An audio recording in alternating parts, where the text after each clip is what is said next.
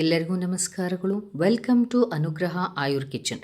ಇವತ್ತು ಅಗಸೆ ಬೀಜದಿಂದ 2 ತರಹದ ಪಾನೀಯಗಳನ್ನು ತಯಾರು ಮಾಡೋಣ. ಒಂದು ನೆನೆಸಿಟ್ಟಂಥ ಅಗಸೆ, ಇನ್ನೊಂದು ಒಣ ಅಗಸೆ ಬೀಜದಿಂದ ಮಾಡೋಣ. ಈಗ ನೆನೆಸಿಟ್ಟಂಥ ಅಗಸೆ ಬೀಜಕ್ಕೆ ಸ್ವಲ್ಪ ಮಟ್ಟಿಗೆ ಹಸಿ ಶುಂಠಿ, ಅರಿಶಿಣ ಮತ್ತು ಲಿಂಬೆಹಣ್ಣನ್ನು ತೆಗೆದುಕೊಳ್ಳೋಣ. ನೋಡಿರಿ, ಈ ಅಗಸೆ ಬೀಜ ಅನ್ನೋದೇ ಒಂದು ಪೌಷ್ಟಿಕಾಂಶಗಳ ಆಗರ.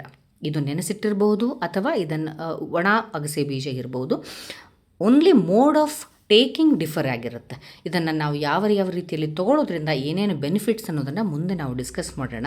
ಈಗ ಈ ರೀತಿಯಾಗಿ ನೆನೆಸಿಟ್ಟಂಥ ಒಂದು ಅಗಸೆ ಲೋಳೆಯಾಗಿ ನಿಮಗೆ ಕಾಣಿಸ್ತದದು. ಕೆಲವು ಜನರಿಗೆ ಅದು ಇಷ್ಟ ಆಗ್ತದೆ. ಅದನ್ನು ಸೇರಿಸಿ ಒಂದು ಗ್ರೈಂಡರಲ್ಲಿ ಸ್ವಲ್ಪ ಹಸಿ ಶುಂಠಿ, ಅರಿಶಿಣ ಜೊತೆಗೆ ಇದನ್ನು ಸೇರಿಸ್ಕೊಳ್ಬೇಕು.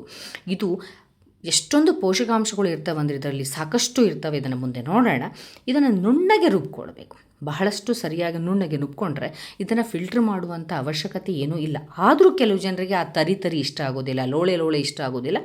ಆವಾಗ ಇದನ್ನು ನೀವು ಸರಿಯಾಗಿ ಒಂದು ಕ್ಲೀನ್ ಆದಂಥ ಬಟ್ಟೆಯಲ್ಲಿ ಅಥವಾ ಜರಡಿಯಲ್ಲಿ ಇದನ್ನು ನೀವು ಫಿಲ್ಟ್ರ್ ಮಾಡ್ಕೊಳ್ಬೋದು. ಆಗ ನಿಮಗೆ ಒಂದು ಸಾಫ್ಟ್ ಟೆಕ್ಸ್ಚರ್ ಇರುವಂತಹ ಒಂದು ಅಗಸೆ ಹಾಲು ನಿಮಗೆ ಸಿಗ್ತದೆ.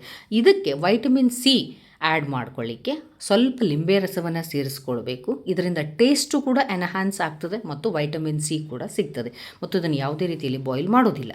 ಇದನ್ನು ನೀವು ಒಂದು ಗ್ಲಾಸ್ನಲ್ಲಿ ಹಾಕ್ಕೊಂಡು, ಎಸ್ಪೆಷಲಿ ಇದು ಹಿರಿಯರಿಗೆ ಬಹಳ ಉಪಯುಕ್ತವಾದಂಥ ಪೌಷ್ಟಿಕವಾದ ಪಾನೀಯ. ಇದನ್ನು 60 ವರ್ಷ ಮೇಲ್ಪಟ್ಟವರಿಗೆ ಕೊಟ್ಟಾಗ ಇದರಿಂದ ಪ್ರೋಸ್ಟೇಟ್ಗೆ ಒಳ್ಳೆಯ ಆರೋಗ್ಯವನ್ನು ದೊರಕಿಸಿಕೊಡ್ತದೆ.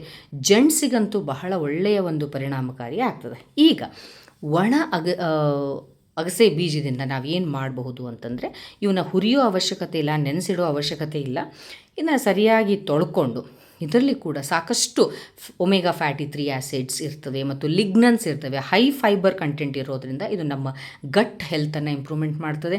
ಒಳ್ಳೆಯ ಕೊಲೆಸ್ಟ್ರಾಲನ್ನು ಸರಿಯಾಗಿ ಪ್ರಮಾಣದಲ್ಲಿ ಇಡ್ತದೆ. ಇದನ್ನು ಕೂಡ ನೀವು ಗ್ರೈಂಡರಲ್ಲಿ ಹಾಕ್ಕೊಂಡು ಇದರಲ್ಲಿ ಕೂಡ ಹಸಿ ಶುಂಠಿ ಮತ್ತು ಅರಿಶಿಣ, ರುಚಿಗೆ ತಕ್ಕಷ್ಟು ಉಪ್ಪನ್ನು ಸೇರಿಸ್ಕೊಂಡು ರುಬ್ಬಿಕೊಳ್ಬೇಕು. ಈ ರೀತಿಯಾದಂಥ ಅಗಸೆ ನಮ್ಮ ದೇಹದಲ್ಲಿರುವಂತಹ ಫ್ರೀ ರ್ಯಾಡಿಕಲ್ಸ್ ಜೊತೆಗೆ ಫೈಟ್ ಮಾಡಿ ಇದು ಆ್ಯಂಟಿ ಆಕ್ಸಿಡೆಂಟ್ಸ್ ಪ್ರಾಪರ್ಟಿ ಏನು ಮಾಡುತ್ತೆ ಅಂದರೆ ನಮ್ಮ ದೇಹದ ಎಲ್ಲ ಜೀವಕೋಶಗಳನ್ನು ಬಹಳ ಸರಿಯಾಗಿ ಹೆಲ್ದಿಯಾಗಿ ಇಡುತ್ತದೆ. ಇದನ್ನು ಗ್ರೈಂಡ್ ಮಾಡ್ಕೊಳ್ಬೇಕಾದ್ರೆ ಒಂದು 2 ರಿಂದ 3 ಚಮಚ ಒಳ್ಳೆಯ ಫ್ರೆಶ್ ಆಗಿರುವಂಥ ಮೊಸರನ್ನು ಹಾಕ್ಕೊಳ್ಬೇಕು. ಯಾಕಂದರೆ ನಾವು ಅಗಸೆ ಮಜ್ಜಿಗೆಯನ್ನು ತಯಾರು ಮಾಡ್ತಿದ್ದೀವಿ. ಈ ಮೊಸರು ಏನು ಮಾಡ್ತಂದರೆ ಪ್ರೋಬಯೋಟಿಕ್ ಕ್ವಾಲಿಟಿಯನ್ನು ಇನ್ಕ್ರೀಸ್ ಮಾಡ್ತದೆ. ಇದೆಲ್ಲವನ್ನು ಸೇರಿಸಿ ನೀವು ಅಗೇನ್ ಗ್ರೈಂಡರಲ್ಲಿ ನುಣ್ಣಾಗಿ ರುಬ್ಕೊಳ್ಬೇಕು. ಇದನ್ನು ಎಷ್ಟೊಂದು ನುಣ್ಣಾಗಿ ರುಬ್ಕೊಳ್ಬೇಕು ಅಂದರೆ ಇದನ್ನು ಮತ್ತೆ ಜರಡಿ ಹಿಡಿಯೋ ಅವಶ್ಯಕತೆ ಇಲ್ಲ. ಆದಷ್ಟು ಇಂತಹ ಪಾನೀಯಗಳನ್ನು ಜರಡಿ ಹಿಡಿಲಿಕ್ಕೆ ಹೋಗಬೇಡ್ರಿ. ರಾ ಆಗಿ ತೊಗೊಳ್ಳೋದ್ರಿಂದ ಎಲ್ಲ ರೀತಿಯ ಪೋಷಕಾಂಶಗಳು ನಮಗೆ ಸಿಗ್ತವೆ. ಈ ಪಾನೀಯವನ್ನು ನೀವು ಮಕ್ಕಳಿಗೆ ಕೂಡ ಕೊಡಬಹುದು ಮತ್ತು ಹಿರಿಯರಿಗೂ ಕೂಡ ಕೊಡಬಹುದು. ಎಲ್ಲ ವಯೋಮಾನದವರಿಗೂ ಕೂಡ ಕೊಡಬಹುದು. ಇದು ಅಗಸೆ ಮಜ್ಜಿಗೆ ಆಗಿರೋದ್ರಿಂದ ಮತ್ತು ಪಿತ್ತ ಶಮನವನ್ನು ಮಾಡೋದ್ರಿಂದ ಇದನ್ನು ಎಸ್ಪೆಷಲಿ ಮಧ್ಯಾಹ್ನದ ಸಮಯದಲ್ಲಿ ಕುಡಿಯೋದ್ರಿಂದ ಎಲ್ಲ ವಯೋಮಾನದವರಿಗೆ ತುಂಬ ಒಳ್ಳೆಯ ಆರೋಗ್ಯವನ್ನು ಕೊಡ್ತದೆ. ನೋಡಿ, ಇವು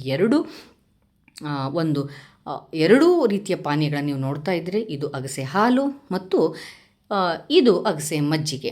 ಅಗಸೆ ಹಾಲನ್ನು ನೀವು ಮುಂಜಾನೆ ಹೊತ್ತಿನಲ್ಲಿ ಕುಡಿದ್ರೆ ಅಗಸೆಯ ಮಜ್ಜಿಗೆಯನ್ನು ಮಧ್ಯಾಹ್ನದ ಹೊತ್ತಿನಲ್ಲಿ ಕುಡೀರಿ. ಇಂತಹ ಒಳ್ಳೊಳ್ಳೆಯ ನಿಮಗೆ ರೆಸಿಪೀಸ್ ಬೇಕು ಅಂದರೆ ಒಬ್ಬ ವೈದ್ಯಳಾಗಿ ನಾನು ನಿಮಗೆ ಅದನ್ನು ತಲುಪಿಸೋದು ನನ್ನ ಕರ್ತವ್ಯ. ಆದ್ದರಿಂದ ನನ್ನ ಚಾನಲನ್ನು ಸಬ್ಸ್ಕ್ರೈಬ್ ಮಾಡಿರಿ, ಲೈಕ್ ಮಾಡಿರಿ ಮತ್ತು ಹೆಚ್ಚು ಶೇರ್ ಮಾಡಿರಿ. Thank you very much.